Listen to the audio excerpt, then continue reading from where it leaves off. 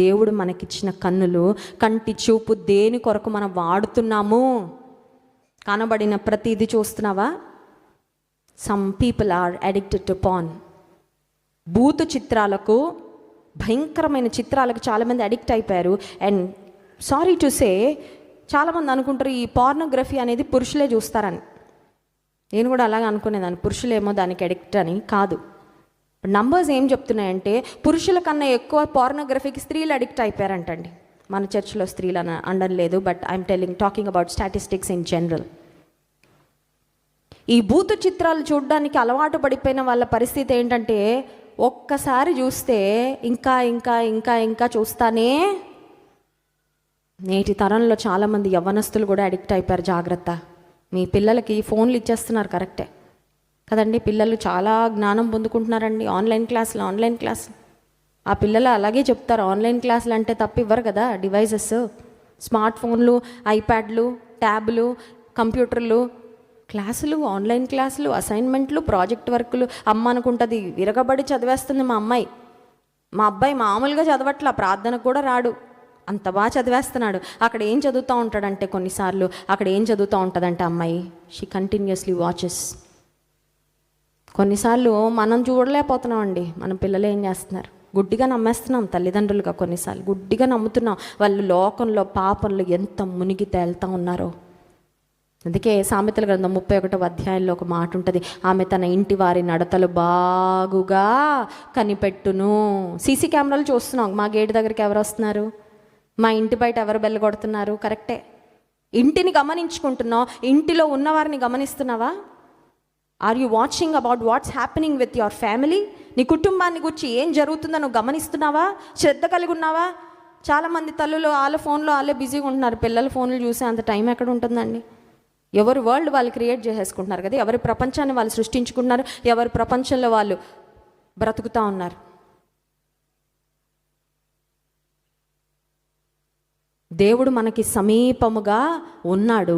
అంత మాత్రమే కాదు, ఆయన మనం అసహించుకునే పరిస్థితిలో, మనల్ని మనం అసహించుకునే స్థితిలో ఉన్నప్పుడు కూడా ఆయన మనల్ని అసహించుకోక ఆ సమరయ స్త్రీ దగ్గరకు వచ్చి ఈ స్టార్టెడ్ అ కాన్వర్జేషన్. నేను నీకు జీవజలం ఇవ్వడానికి వచ్చానమ్మా, నేను ఇచ్చే జీవజలము నీవు త్రాగితే నీవెన్నడూ యూ విల్ బీ సాటిస్ఫైడ్.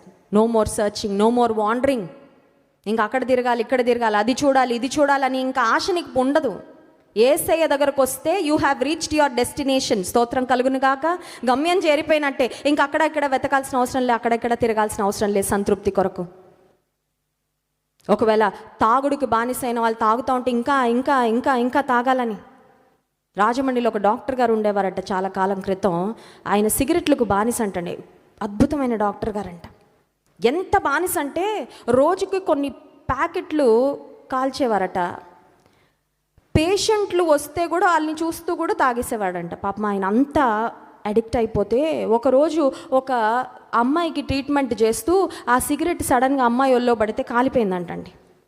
ఆ రోజు డిసైడ్ అయ్యాడంటే ఏమనంటే పేషెంట్ని చూస్తున్నప్పుడు తాగనని. కానీ ఆ రోజు నుండి సీట్లో కూర్చొని తాగడంట. ఒక పేషెంట్, ఇద్దరు పేషెంట్లు చూశాక మళ్ళీ లోపలికి వెళ్ళి తాగేసి వస్తారంట. ఎందుకంటే ఈ లోక సంబంధమైన బానిసత్వము, అడిక్షన్స్ అనేవి అలాగే ఉంటాయి. You want more but you are never satisfied. ఇంకా కావాలి, ఇంకా అనుభవించాలి, ఇంకా చూడాలి, ఇంకా పొందుకోవాలి. పోర్నోగ్రఫీ చూసే వాళ్ళు చూడండి, తృప్తి ఉండదు. ఇంకో లింకు, ఇంకో వీడియో చూస్తూనే ఉంటారు. మనసు పాడైపోతూ ఉంటుంది, చదువు మీద ఫోకస్ ఉండదు, కుటుంబ జీవితంలో పెళ్ళంటే ఇంట్రెస్ట్ ఉండదు, కుటుంబ జీవితంలో సంతోషంగా ఉండలేరు, ఎదుటి వ్యక్తిని ఎవరిని చూసినా సరైన దృష్టితో చూడలేరు. ఈ లోక సంబంధమైన అనుభవాలు, అది తాగుడైనా, అదొకవేళ జూదమైనా, ఈ రోజుల్లో చాలామంది దీనికి బానిసైపోతూ ఉన్నారండి. గ్యాంబ్లింగ్, ఆన్లైన్లో డబ్బులు పెట్టగానే డబ్బులు వచ్చేస్తాయి అనే ఎక్స్పెక్టేషన్ రావు. Often times people lose. అయినా నేర్చుకోరు పాఠాలు. మళ్ళీ తీసుకెళ్ళి పెడతా ఉంటారు, మళ్ళీ పోగొడతా ఉంటారు. యేసుక్రీస్తు ప్రభువారు ఆ రోజు సమరయ స్త్రీతో మాట్లాడి he spoke some things to her that only she new.